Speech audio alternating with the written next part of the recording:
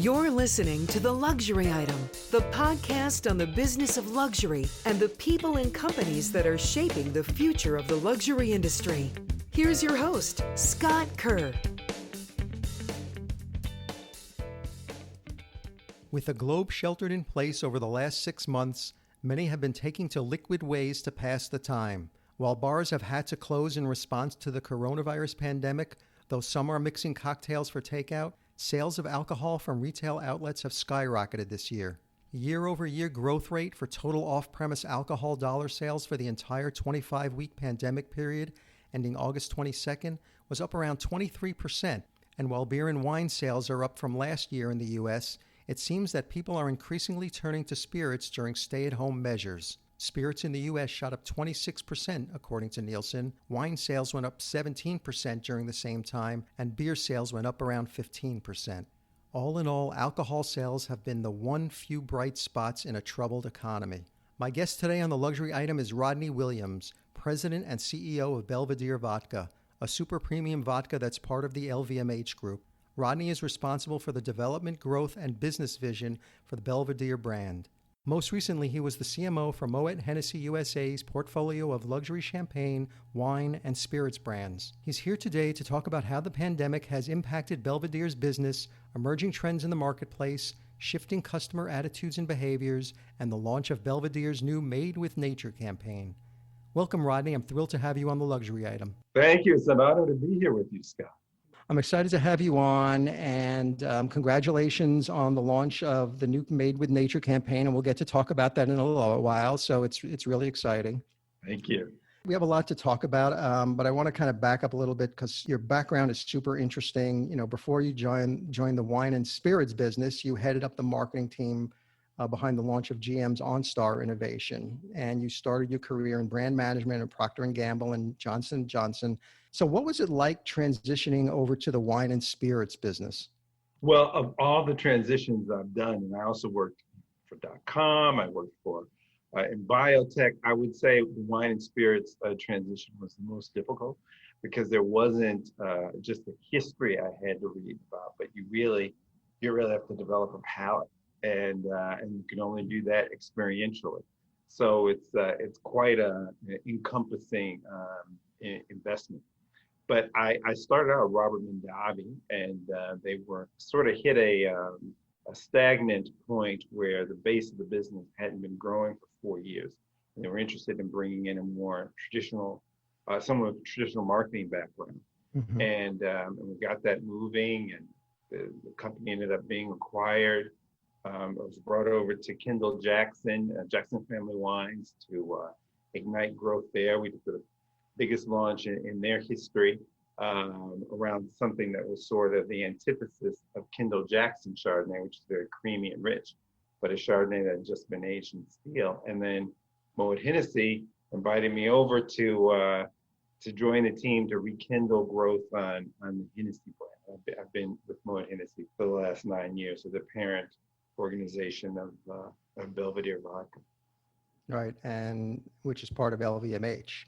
Yes. And you know, what stands out, there's a lot of things that stand out to me about LVMH, but during the outset of the pandemic, LVMH immediately mobilized on all fronts in the effort to fight the disease. You know, they converted production lines of its perfume and cosmetic brands to produce large quantities of hand sanitizer for the French health authorities, financed millions of surgical masks. And what impressed me most was they really were the first out there to put purpose before profit. I know Belvedere had, you know, all the houses had their role. What was Belvedere's role during the pandemic? Yes, those were heady days, and we were all pressed into action. For Belvedere, the opportunity was to create high-proof spirit that could be used in hand sanitizers and for disinfectants in hospital settings.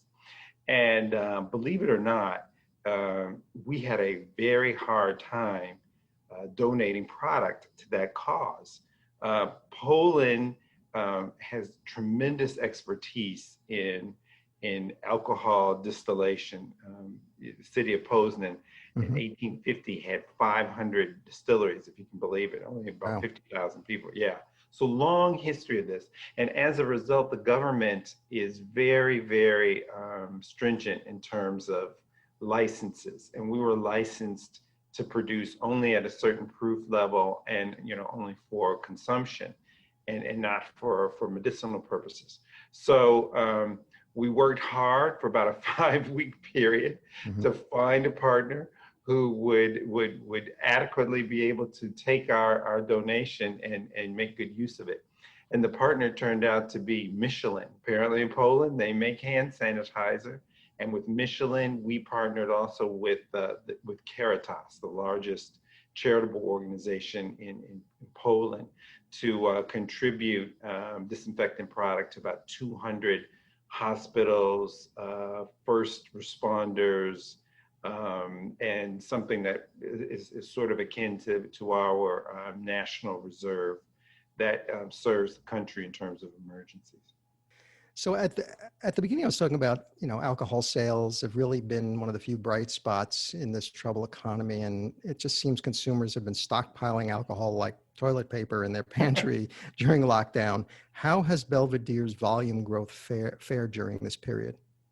Yeah, we, knock wood, have done quite well, all things considered.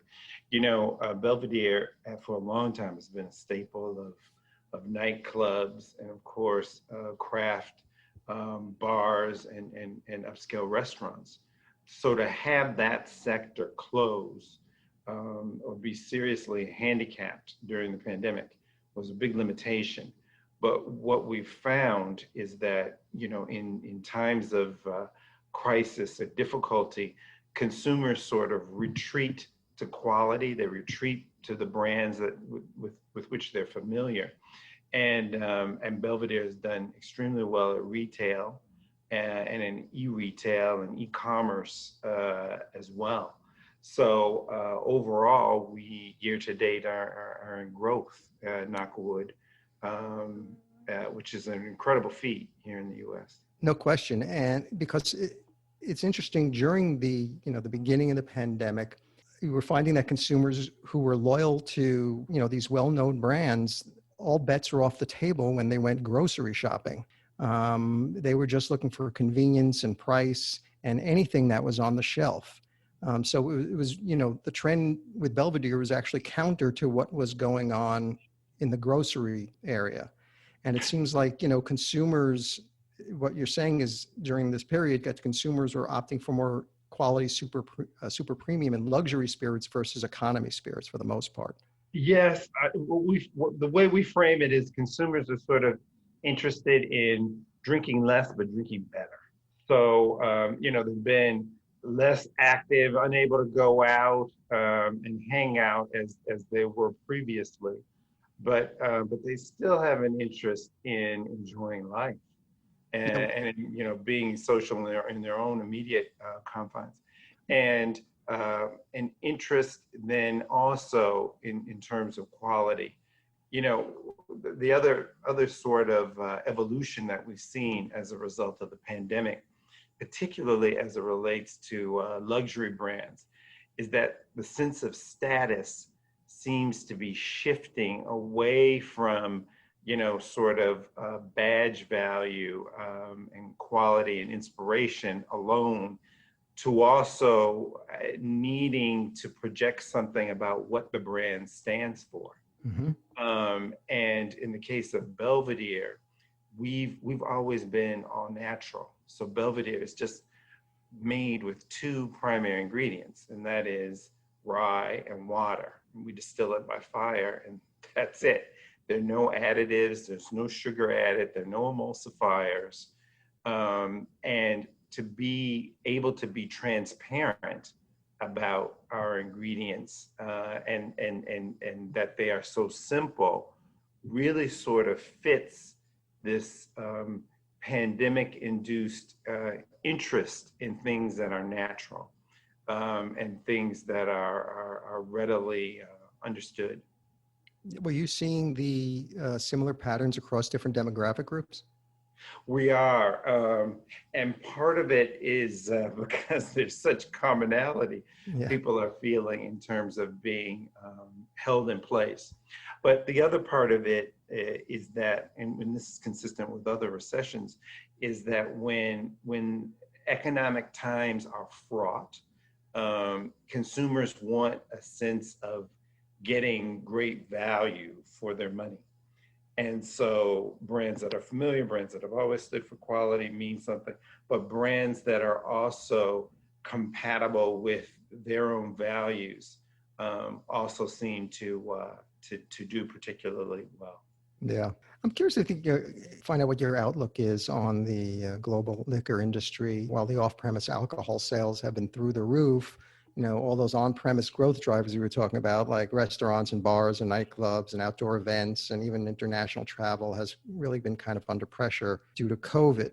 What is your outlook for the industry over the next few Yeah, years? so all of the forecasts are that we are going to experience another wave of this, on top of the flu season to come this winter. Right. So we're not done with it. And probably until there is a vaccine that's proven, to be efficacious. But yet, there's still a human instinct to get together and to be social and to enjoy alcohol beverages. So we remain optimistic. We think even with the on-premise, with restaurants being closed, the creativity that we're seeing in cities where they've carved out street space for restaurants, for outdoor dining, where they have allowed cocktails to be consumed, outside of the restaurant. So we're seeing lots of creativity from that standpoint, and certainly, in terms of at-home consumption. Making cocktails used to be really intimidating for consumers. Right. You thought you needed all the accoutrement and what recipe and do I have the right blend. And I guess because people have had quite a bit of time, we're getting a lot of feedback that consumers rather enjoy it. And we think that's going to be a sustaining trend even post COVID-19. So everybody's going to want to be Tom Cruise and cocktail. I don't know about us. So speaking of creative, it seems like creative consumers have found ways to recreate this virtual bar life with Zoom cocktail parties and quarantinis. Digital drinking might not replace the traditional bar scene, but it's at least finding new ways to breathe life into social drinking. So how do you think the drinking culture has changed? I think that's very true. And, we've also, from a demographic standpoint in the US, crossed the line where the millennials are now the biggest population cohort. And their value system is a little bit different from the older generations, the Gen Xers and the Boomers, in that they really, really, really do believe in drinking in moderation more. But they value nature and the environment. Mm-hmm. And I think, COVID's making us all think a lot about it and the power of nature. So that's why we're so excited about our campaign, Made with Nature, right. Which had been in development certainly before the pandemic. Oh, I'm sure. But it really just tells the story of Belvedere in terms of the simplicity of our ingredients. We draw post-Garai from just 8 agricultural sources in Poland. So we have 100% traceability. And there are not a lot of producers who can say that. And I think the other thing about Belvedere is that, we've always had this culture of what we call the power of the collective. The we, not the me, of teamwork. Mm-hmm. And I think that's also very appealing, particularly to younger adult consumers. Yeah, I agree. Have you seen any other trends that have come out over the last 6 months? Well, I think in addition to the home consumption, there's an openness to experimentation. Mm-hmm. We had developed a new vodka called Heritage 176. It's actually malted rye vodka. Hmm. So we take it's the way vodka was made up until the late 1800s. We roast the rye at 176 degrees Fahrenheit, hence the name, and without adding sugar, without adding anything other than the rye and the water, the malting adds a very distinct flavor profile, such that you have a great sipping vodka. So we went through a lot of hand wringing internally, Scott, when the pandemic started, because this was scheduled to launch in May, and right. Things were shutting down in March, and we were thinking, oh my gosh, the sky's falling. But what we've since seen is that consumers, even at home, are really open to experimentation. And I think part of it is this openness that millennials have to trying what's new. So, the typical boomer drink consideration set was about 4 or 5 go-to drinks. And for millennials, the research says it can be 10 to 12. So there's a bigger consideration set, and it fits with this notion of experiencing new and different things and really seeking them out. And I think quite surprisingly, the pandemic is only fueling that. So when you think about how you've navigated through these uncharted waters over the last 6 months, like what are some of the lessons that you've learned? Nobody expected this to happen. Well, we certainly learned the value of communication.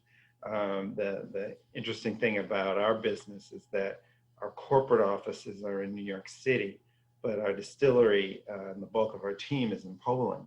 Right. So we had to over communicate to stay in touch with everyone as things were happening. But I think the big thing that we've learned coming out of this is that, this whole idea of status also requiring that brands stand for something. So I think we and many other brands have felt a sense of validation and encouragement to really stand for certain principles in the world. And for Belvedere, this philosophy of inclusion has been a pretty important part of our organization for a long time. At our distillery, on the production line, we're 50-50 male, female. We're 50-50 male, female in the management ranks, and then the executive level, we're 40% female. That's great. So and LGBTQI+, we have representation from the executive level on down. And I'm African American, not Polish, mm-hmm. but warmly embraced by my Polish colleagues. It does speak to the idea that you can have a culture that really embraces, people from disparate backgrounds and perspectives, and come together and create something, magical and special. And I think this environment has really given a sort of boost to brands who might have been fearful or on the fence about really taking a bold step forward. Yeah, and transparency is so important these days with companies. And, we're talking about millennials and interested in natural ingredients, but they're also interested in, peeking behind the curtain of the company to look at its makeup, et cetera. Oh, absolutely. And even from a CSR standpoint, we're very proud of the fact that we cut CO2 emissions by 42% from 2012 to 2018, when we became the first distillery to win a green energy grant from the European Commission. And we're bringing online next year a biomass capture facility at the distillery, where we'll be able to take waste product, the heat generated from the distillation process, and create clean energy from it. such that our operations will be carbon neutral. And we will also, we're in discussions with figuring out how to connect to the local town grid in Girardot to provide electricity, which is currently supported by coal. So that's an important initiative, but I think as consumers become much more engaged about nature and the environment, these are the sorts of programs that they expect to see.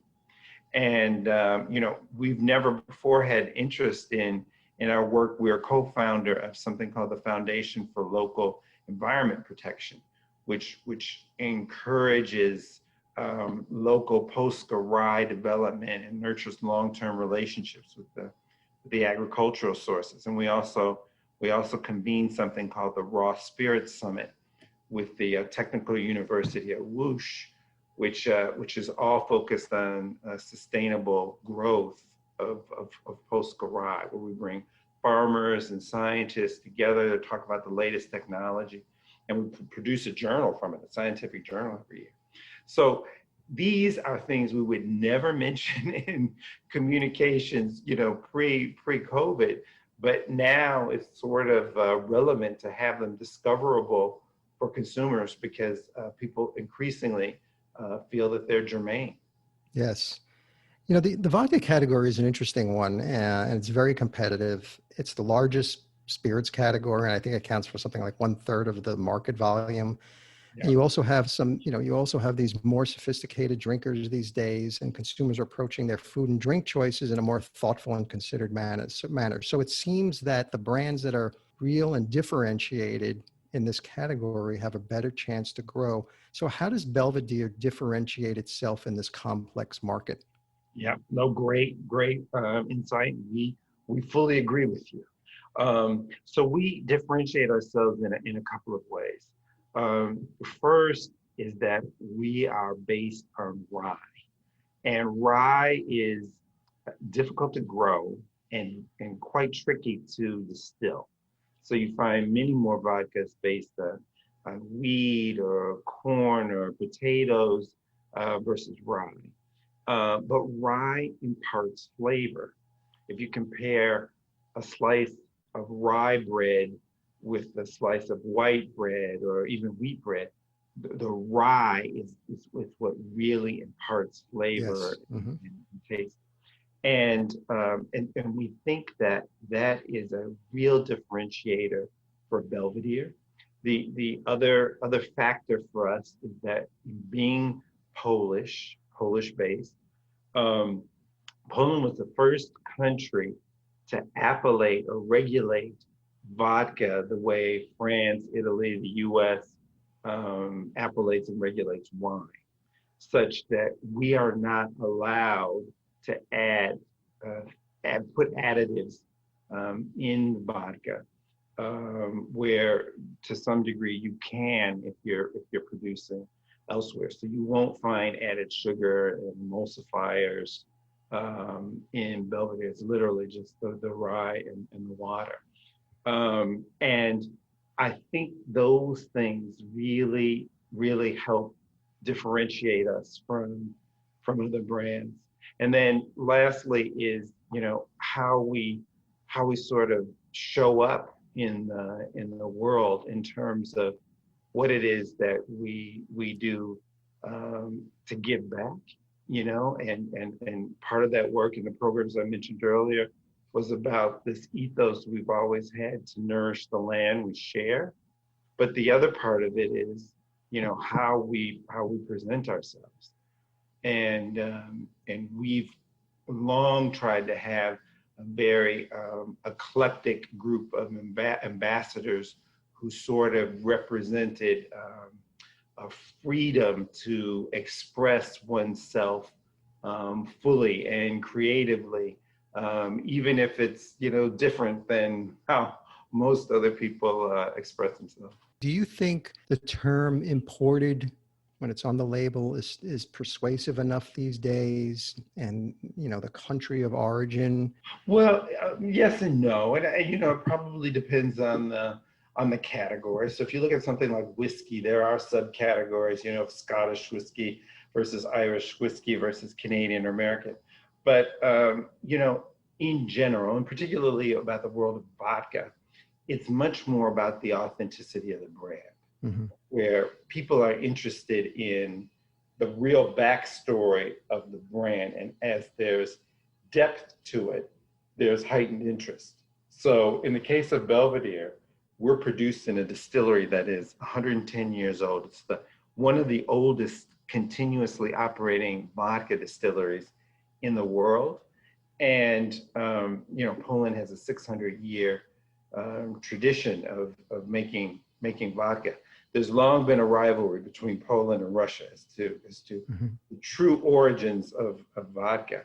But Poland rests its hat on the fact that in 1405, the first written record of vodka was consummated, and it was in Polish. I did not know that. Yep, it's in Polish. So the Poles, that's the Polish argument, and I'm sticking to it. Last year, Belvedere joined forces with, you know, Grammy-nominated musician, actor, activist Janelle Monáe on that limited edition bottle design, which was amazing. And there was a whole social and creative campaign that focused on opportunity and empowerment. So first of all, how did that partnership originally come about? Because I know that wasn't the first time you collaborated with her. No, so we collaborated with her for a couple of years, and we approached her because part of our brand DNA is this power of the collective, working as a team. We don't have one master distiller, but actually a team of distillers who work together to create Belvedere.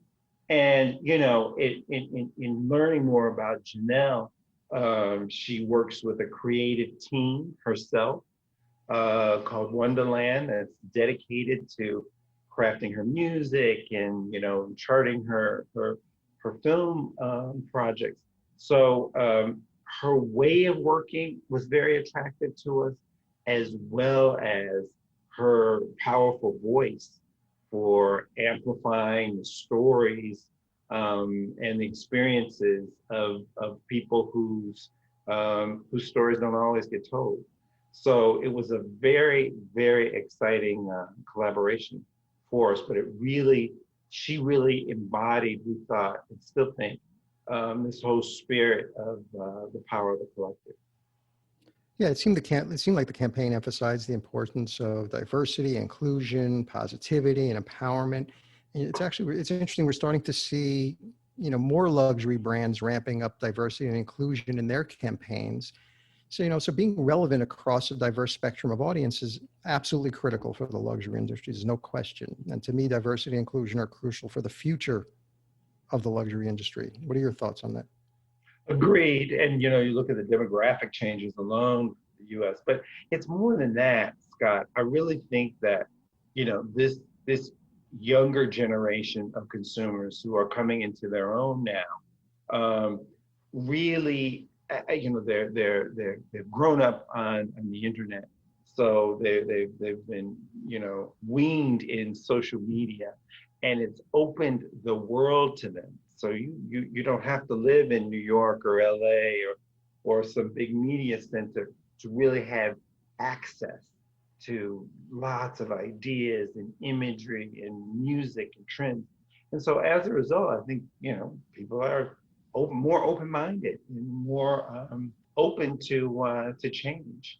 And so I think we're going to see more of it, and we're going to see brands have to, in the luxury sector, be able to keep up and make statements and stand for something accordingly.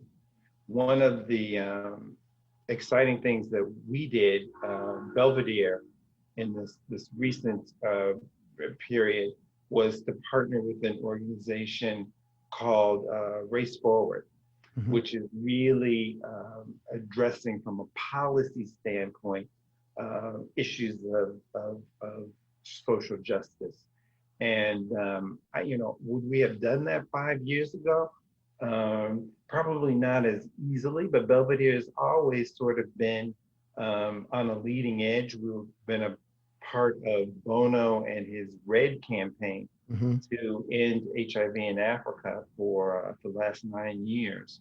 And of course, as part of Moet Hennessy, we donated during this period to the restaurateur and bartender guilds to really help those particular industries that we're so close to, that were severely impacted.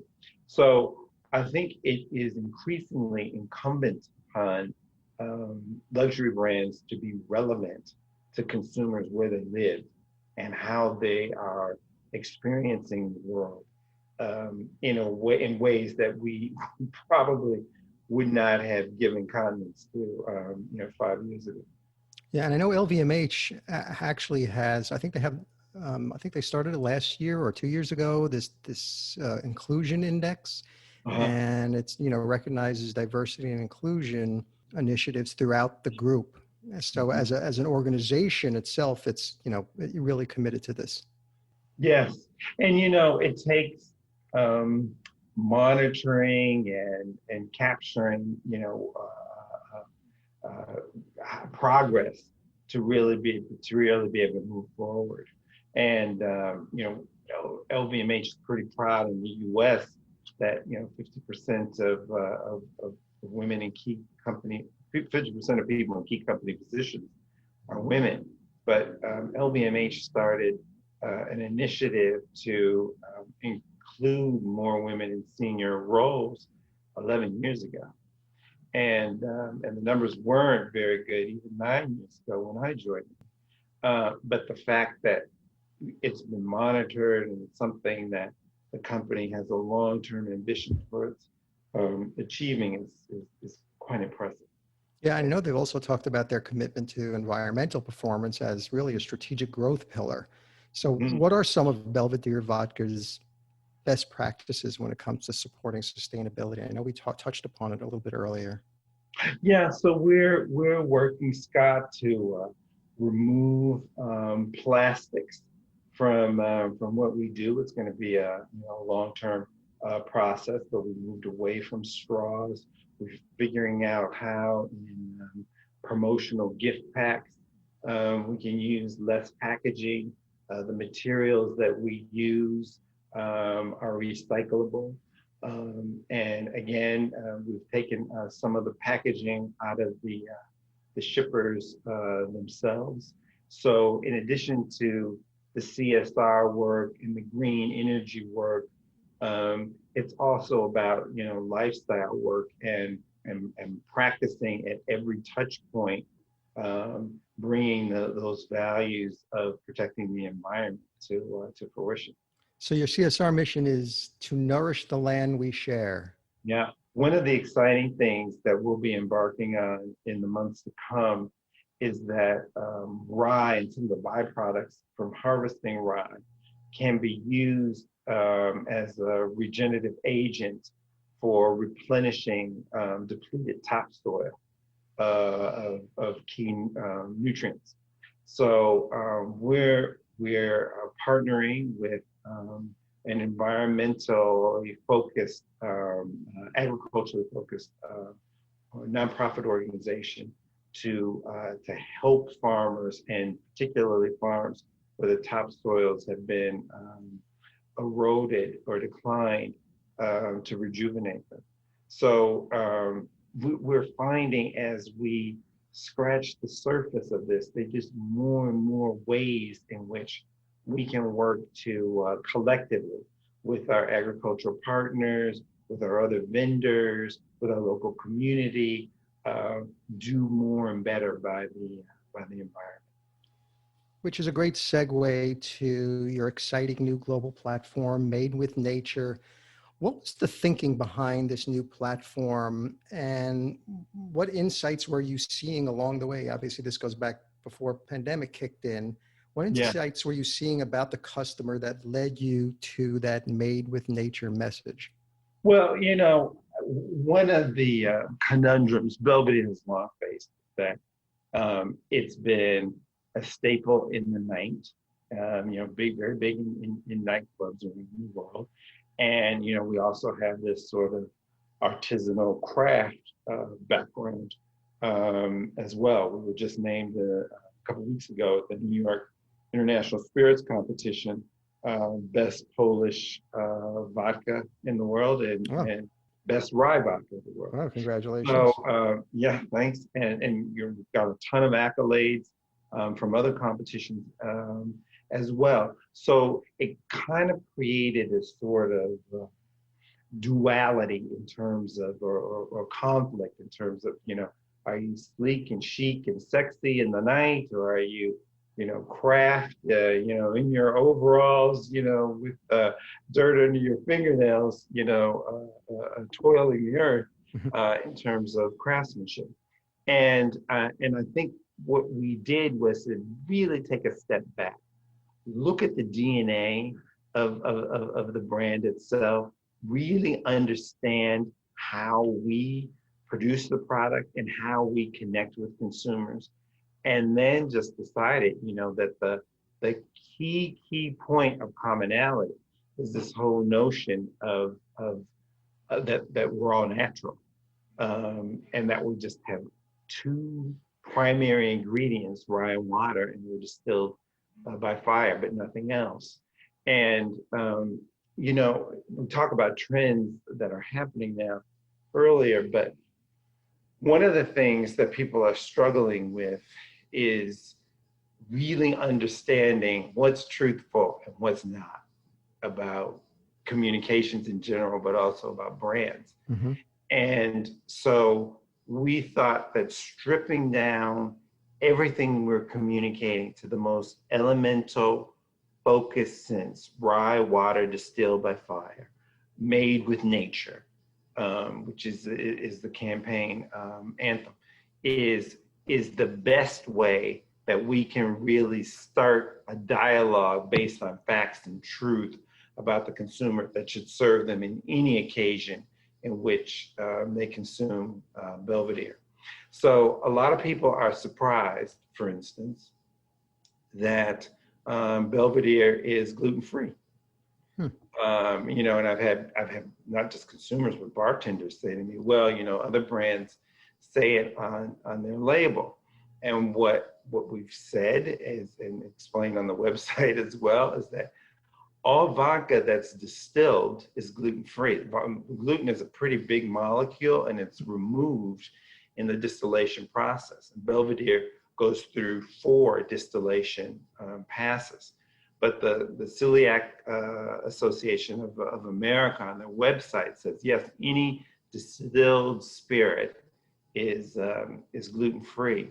And just last month, the FDA, for the first time, made a similar ruling that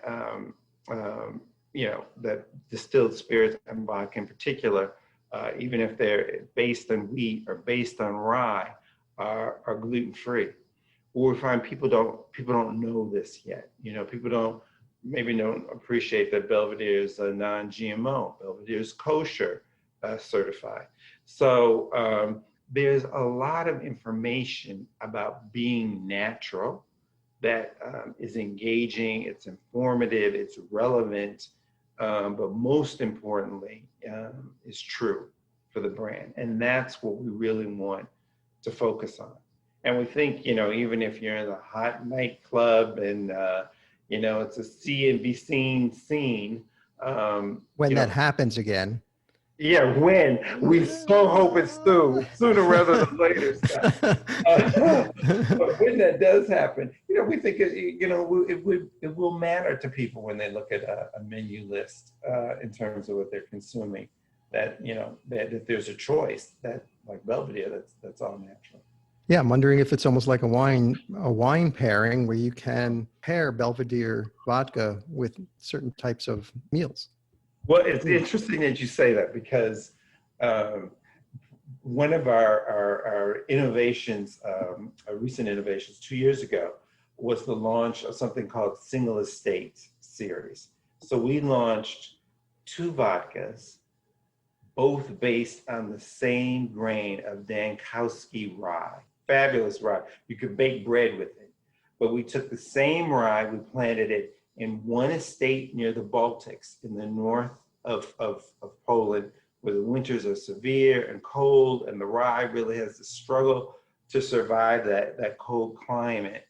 And we planted another in the west of Poland, where the continental Europe weather fronts are much warmer over the course of the winter. And if you've never had vodka in your life, you can taste the difference between these two vodkas. The one from the north is lighter, it's a little bit more floral, and the one from the west is, the rye is more hearty because the winter has been less severe. It's interesting because you don't really think of vodka, you don't think of the words floral and vodka in the same sentence. Or even terroir. Or terroir, right, terroir. exactly. And in all honesty, that's wine. That's wine talk. When we started developing this, that it was a viable concept, but in fact it has, and each of them have won double gold in two major spirits competitions: the Ultimate Spirits Challenge, which is the biggest bartender-led, bartender-juried competition in the world. And so we're very excited that these represent the pinnacle of our offerings, but that consumers are really seeing the parallel between terroir in vodka and terroir in wine. So it's coming. It's really coming. There's a whole evolution, we think, and the Heritage 176 and the whole malting rye and giving consumers a really, really different experience than what they've experienced before is something that we're excited to continue to do more of in the future. And we're able to do this because we have such a long tradition, being in a distillery operating for 110 years, but there's just such a great Polish history of 600 years of creating vodka. Yeah, so really the point of difference here, simple ingredients, zero additives, mastery of crafting rye, really, seems like that's what sets Belvedere apart from the others. Yes, and speaking with a true voice, and really giving back to the world in terms of nourishing the land, so important. So when you add that together, you create a sculpt, we think, that is fairly unique in the world of vodka and spirits. And we want to continue going forward, push this envelope and do some new and very different things. You asked earlier about the communications and campaign, and really for us, it's really our philosophy. It is our ethos. It is how we operate. But from a messaging standpoint, we've not told the story. I think a lot of people would be surprised to know that Belvedere flavors, for instance, we make something called ginger zest, uses real ginger and real lemon zest to create the product. So where many of our competitors just used extracts and off you go, we have huge vats and we cut up the whole fruit in the vats themselves, and they macerate with the alcohol to give it the flavor. We didn't do justice, I don't think, in terms of communicating that, but hopefully the whole Made with Nature platform going forward will allow us to engage consumers so they can better understand the commitment to quality and the craft that goes into producing Belvedere. What channel are you going to push the Made with Nature message out in? Well, for us, as I said, we consider it a platform in addition to just being a campaign.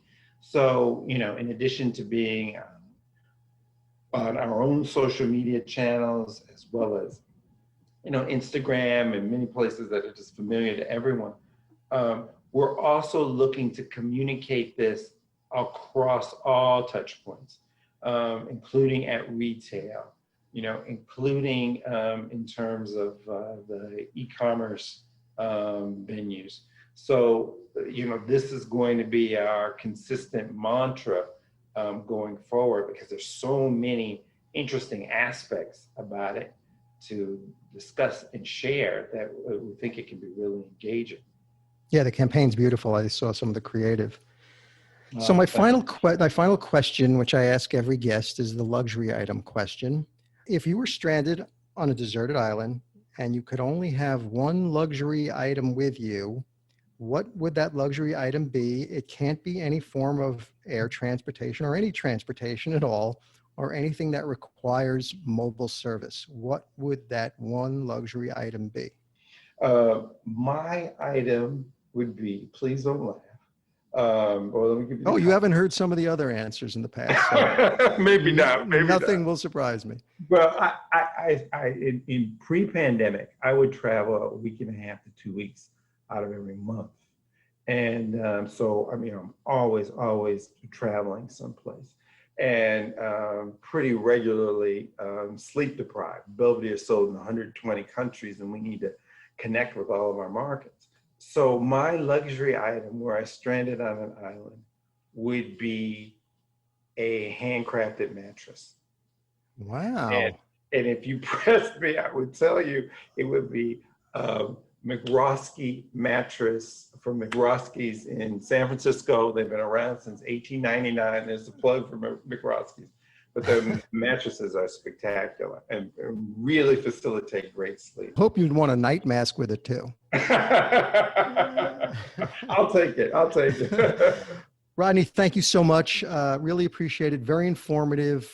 You were a great guest. And again, thank you so much. Oh, Scott, thank you.